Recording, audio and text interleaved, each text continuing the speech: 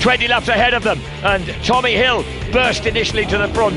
Michael Laverty just scythed past there by Shaky Byrne as they dropped into Redgate.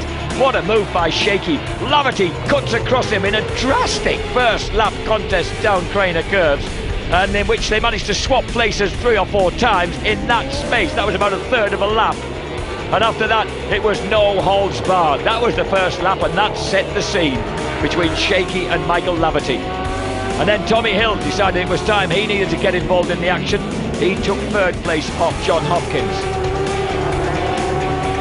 A lap later, he then made a move to take 2nd place off his teammate Michael Laverty. That one worked.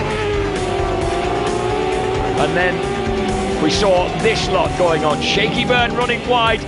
Tommy Hill cut up the inside, but Shaky would not be outdone and hung on to the lead as John Hopkins slipped past Michael Laverty, took 3rd place for Samsung Crescent Suzuki. That was at Redgate. They hurtled down Craner Curves. Tommy Hill now made another move at Goddard's, but this time couldn't quite hold on to it. It forced himself and Shaky Byrne wide. That was the moment that Michael Laverty and John Hopkins were able to nip through to the front. And across the line, they fanned out 4 abreast towards Redgate. Have you ever seen that before? And look at Laverty taking that dive towards an early apex. That grabbed him the lead. Shaky Byrne in 2nd place. Kianari pulled out with a technical fault with his HM Plant Honda. Out on track, his teammate drifted back to 4th place as John Hopkins grabbed the advantage at the front.